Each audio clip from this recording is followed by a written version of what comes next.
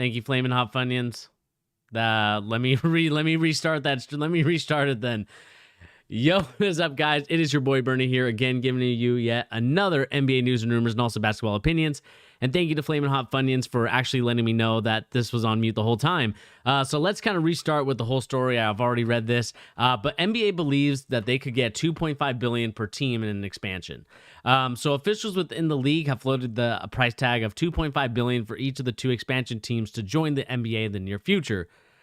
Sources tell Brian Windhorst of ESPN.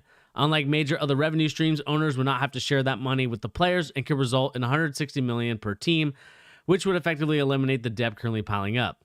There would be multiple offers from cities like Seattle or Vegas. We know that the Utah Jazz just recently sold their team from the Larry H. Miller Group to this new group that I don't remember what their name is, but it is a lot of money, and we know the Timberwolves are currently up for sale. We know that they're probably going to be sold. Whether or not they're going to stay in Minnesota is going to be an interesting situation to kind of see here, because we know that they're up for sale. The Minnesota Timberwolves have been for sale for several months, leaving NBA owners and league officials to monitor the situation, especially since expansion is also being considered.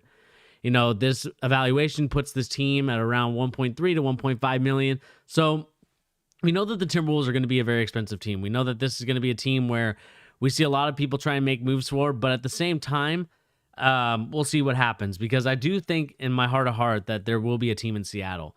I think the new arena that's being built right now, I'm pretty sure it's still under construction. I don't think that COVID has kind of stopped it for a minute.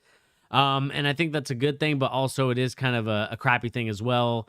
Just because right now, depending on what's happening and what's going on with the situation, there could be a situation where, the arena is still being currently built. I don't think that there's any news or rumors on that. Let me see here. What was it called again? The arena. Seeing if there's any news on that. Just want to see if there's any news in terms of if they're being built up again. Chasing loan transfer from Key Arena. Doesn't look like there is. Oops. Let me spell it right, to be fair. Key Arena. The Kraken, the NBA finally willing to appear consider expansion for Seattle. That's a genuine cause for excitement. Yeah, I mean, like the cool thing about this whole thing is that since the NBA is considering an expansion, they're considering adding teams. I think a lot of people are looking at Vegas and Seattle as like the top two contenders. Seattle has been missing basketball for about almost, it seems like 12 plus years now. And, as someone that grew up watching the Supersonics, didn't grow up like, as a fan from like the 70s or 80s, but kind of in the early 2000s when me and my dad would go to the games, we would go, to the food court that's like right by Key Arena. And then we would just go watch a game. Like, it was fun. It was fun kind of seeing Kevin Durant. I think we went the year also where, it wasn't Kevin Durant. And it was like just like Chris Wilcox, Johan Petro, and like all these other like Seattle Supersonic players that absolutely made us terrible. I mean, I think Ray Allen was there one year, and I think I remember watching him play there. And then he eventually got traded to the Boston Celtics in that 2008 season. And I think we need to start looking at different moves, because I think Seattle definitely deserves a team. And the question is going to be for me, like, do we go for this team that's in Minnesota? Like, will ownership from Minnesota even want this team? I mean, being on the market for several months, before the pandemic and before everything happened, NBA teams, you could only imagine people trying to get in there and try to get an NBA team. And now you kind of see a situation where people are a little bit cautious of it. It kind of causes me for a pause for alarm, because I do think that at the end of the day, we need to kind of cool down our excitement just a little bit, because I think if we really wanted a team, or if anybody from Seattle was going to buy a team, we would have already bought in the team from Minnesota. Even though I know that at the end of the day, this team is up for sale. It's just kind of crazy that it's still like no one has even put in an offer for it. Maybe someone has, and I haven't really read on about it, but it doesn't seem like it. We're seeing here that valuation for the Timberwolves, we talked about that. Taylor has been close to the deal with a group led by Daniel Strops, but unable to close. Strops remains the favorite, but he revised his offer after it was clear fans would not back the arena in large numbers this season. Other firms offered have been type B'd.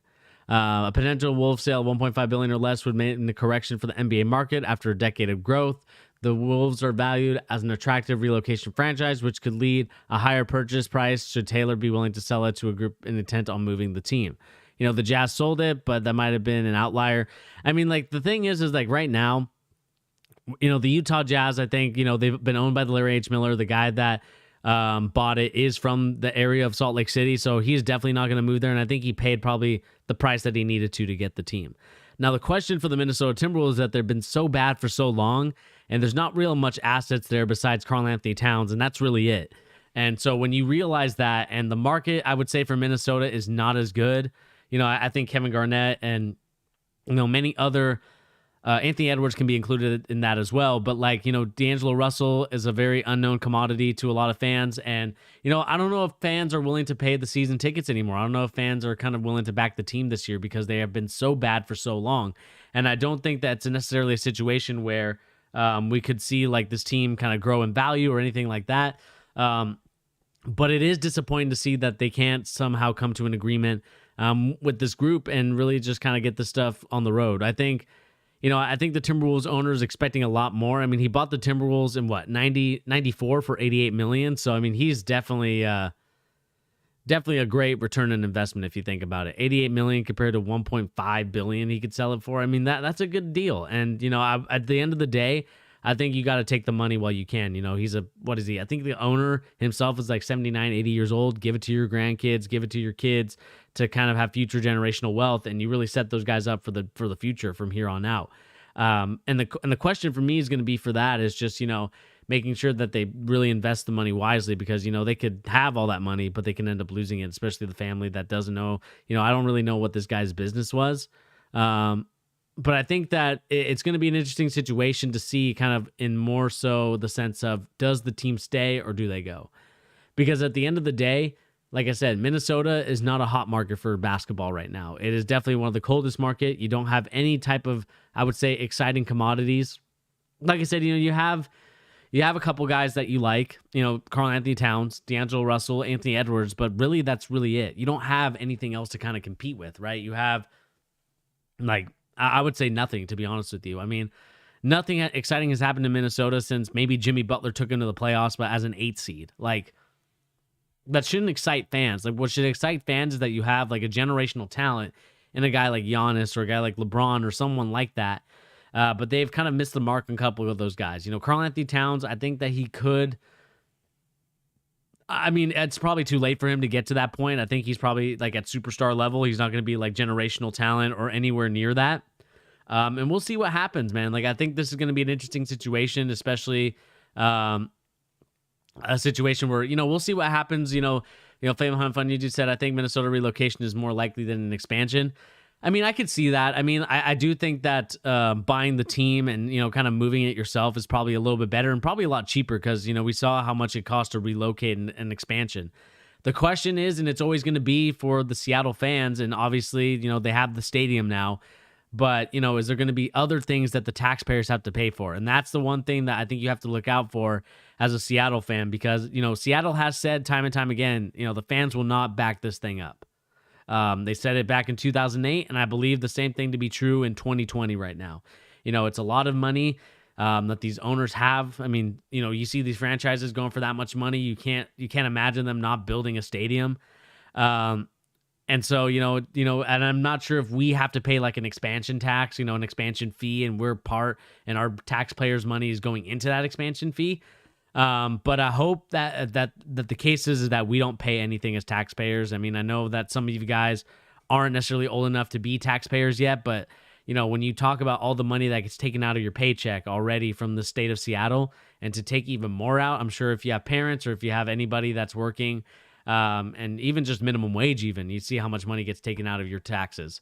And so, you're left with this little bunch of money that, you're not really sure that's enough to really get by at times, because Seattle is an expensive area. Living downtown is definitely not the cheapest place in the world. And so, you're kind of seeing this sort of, the Seattle, people have talked and spoke and said, yeah, we're not paying for that. And so we'll see if that changes anything. I do think that at the end of the day, we will get a team, and I think it will be an expansion team. Just because I think that Minnesota will try to keep the team there. I think they've had a team there, since the Minneapolis Lakers. I think I think they're in the same. Yeah, I think so. So, when you have a team like Minnesota, when you have a city like Minnesota who's, had a basketball history, even though it's not their own history, I think it's going to be tough for them to kind of say, like, yeah, we're moving out of here and going to a different situation, because I don't think it's going to happen. I think they're going to actually look to see if they can kind of keep the team there. And the biggest question for me is going to be for that Minnesota front office and that new people that come in to kind of say, like, what's going to be going on. They're going to have to figure out a way to get that sort of situation out and about, right? They're trying to make sure that this situation actually grows money and doesn't lose money. And at the end of the day, we're seeing that right now, that no one in Minnesota wants to go watch the Timberwolves play. Even I think they're in lockdown, so obviously with COVID, it's a different situation. But even before COVID, they're not an exciting team. What have they really done lately that you'd be excited to be like, yes, this is the team that I want to cheer and root for? There's many other teams that you'd be excited for. You have Milwaukee, who's right nearby. More exciting. I mean, there's so many other states. I think there's a situation where we need to see, a little bit more of a aspirations to get to the playoffs from Minneapolis, from the Timberwolves, in order for anybody to even say, like, yes, we're going to pay $1.5 billion. And so, we'll see what happens. And let me just quickly get some water, and I'll be right back.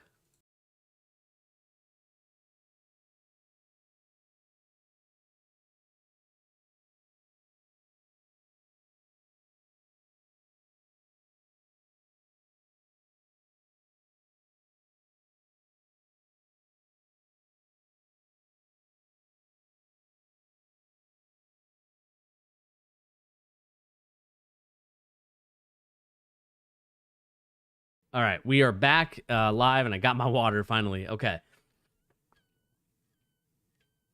and I'm thirsty. But yeah, Flamin' Hot Funny said, I think expansion wise, Seattle would be the first NBA option because I think the culture is very strong. I mean, you see a lot of players that come from Washington, that come from Federal Way, that come from Seattle, that come from Tacoma. Like, the basketball culture here is strong. We're gonna have a player probably going to be a top 5 pick depending on what his future is at Duke, in Paolo Blanchero. I mean, that guy is depending on what you think of him, he's a really good player. I still need to see this senior year. I mean, hopefully he does get a senior year, because it's sad that as of right now, they're, I think it's going to be in March or something like that, but it's still not a for sure thing at this moment. So it would suck, because I would like to see kind of senior year Paulo and how he grows. I mean, he might be on some AAU team playing right now, so I'll have to check out his game tape and see what's going on with him. But, the thing that I am noticing is that, like you said, Seattle definitely deserves a team. They deserve to have a situation where they're able to, enjoy basketball, go to a basketball game in an NBA, not travel 3 hours to Portland to watch a kind of average Blazer team. Like, I know that Damian Lillard and CJ McCollum are good, but, together with no defense on that team, it's just like, you're not really excited, and it's not worth traveling the 3 hours for unless you're a fan of the opposing team that they're playing. And even then, it's just like the traffic to get there. It's just not worth the 3 hours, I would say. I've done it a couple times to watch some NBA basketball, and I'll tell you this, it's definitely not worth it. You love basketball because you're a hoop junkie, but at the end of the day, it is frustrating to kind of, take 3 hours out of your day. I understand, like, people that travel from maybe Everett that have to go down to Seattle, that might be a little different story, or even coming from the other way, coming up from Federal Way up to Seattle is a different story as well. But that's a lot closer than going to a city like Portland. And so, I want to see a situation where we do get a team, because it might inspire even some more young players. I mean, we saw what happened in the 90s and kind of that generational growth. I mean, you saw the rivalries in Seattle. Like, when you learn the history about Seattle basketball, it's actually really cool. You got Rainier Beach, who's always been on top with Jamal Crawford. You got Garfield with Brandon Roy when he was playing. I mean, like, you got a lot of great basketball players that from the 2000s, 90s, 2000s, even the 70s. I mean, there's so many great players that come from here.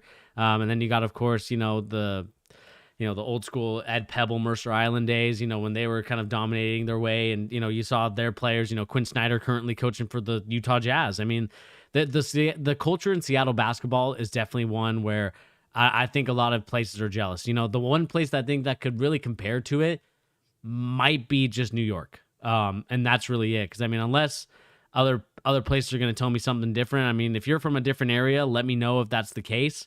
But, like I said, I think it is a very interesting situation. that we could potentially get an expansion team. And I think Vegas will get one too, because I think Vegas is starting to become a hot spot for many teams, whether you're NBA, whether you're football. I mean, since football's there, I think NBA's got to be there. And you could potentially see an all-star game in Vegas. And you're definitely going to keep an eye on James Harden, making sure that he stays in COVID protocol and making sure that he doesn't do anything reckless. And, it's just one of those things where, the city, you either live in it or you get consumed by it. And I think that's for some of these players, they get consumed by it. Some of them people can live in it. Obviously, if I'm one of those players, I recommend not living in Las Vegas itself, but probably in Henderson, Nevada, or anywhere outskirts of Las Vegas, just because there's a lot of distractions there.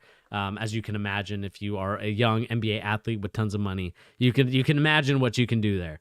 But I do think that that's probably a move that I could see happening. And let's go back to the story really quick.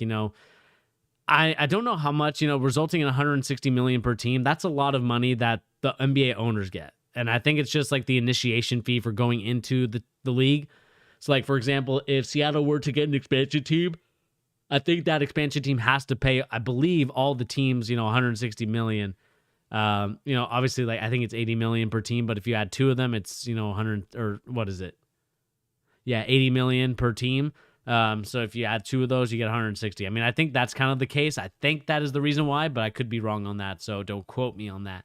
But I do think that that's to be the case. So, at the end of the day, we'll see what happens. And again, guys, we'll talk about this Bogdanovic story. Maybe we'll save that one for tomorrow when we're actually on. Definitely. Also, everyone feels bad because Seattle got screwed by the owner moving the team to Oklahoma City. Yeah, I mean, I think there's a great documentary out on YouTube, kind of Sonicsgate, and talking about that whole story, that whole situation about what happened to the Supersonics. And it is a sad state of affair. We talk about like a team where an owner promised that he wouldn't move the team, he would stay there, he wouldn't do anything. And then all of a sudden you see that they decided to move the team. And we saw how hurt basketball fans were. I mean, I know, especially me, growing up in that like early 2000s, kind of going into the 2010s in high school, I would have loved to go to a game, with my friends and kind of chilled there and kind of watch some basketball. But instead, you kind of had to deal with it. I mean, luckily I was able to get a couple years out of the Supersonics and got a couple of games and got to go to a couple. But, I could only imagine for like a lifelong fan who's been going every season since the thing opened up in the Key Arena, and just kind of see that like they basically got screwed over because the owner decided to kind of play low ball and tried to create a situation where you couldn't get a team there, or you couldn't get a deal with the arena and with the fans and with the taxpayers, because obviously, and I don't blame the taxpayers in my opinion, because I think that is a lot of money to ask for as an NBA owner who has so much money. You would think that would be a situation where like it's too much, and I don't know. Like, to me, I think that's to be kind of a situation where we kind of wait and see on it. But it is pretty cool to kind of see that there's now going to be teams lining up to get a team, or cities to get NBA teams. I know that the Supersonics in the Seattle area are definitely going to be number one, and they're going to be first in line for sure. I think Adam Silver owes it to what David Stern did. Everyone's kind of mad at David Stern too. I think he owes it to us as well. And let's make sure that there's nothing on ESPN, just kind of making sure that there's no story. We saw Devontae Smith win the Heisman. Let's go to here. Matthew's decision in Blake's. Oh no, Jacob Blake. I think that's for the. I think that's just a different story. The players, the Nets to apply for DPE. Lowry, Swagger, Miss.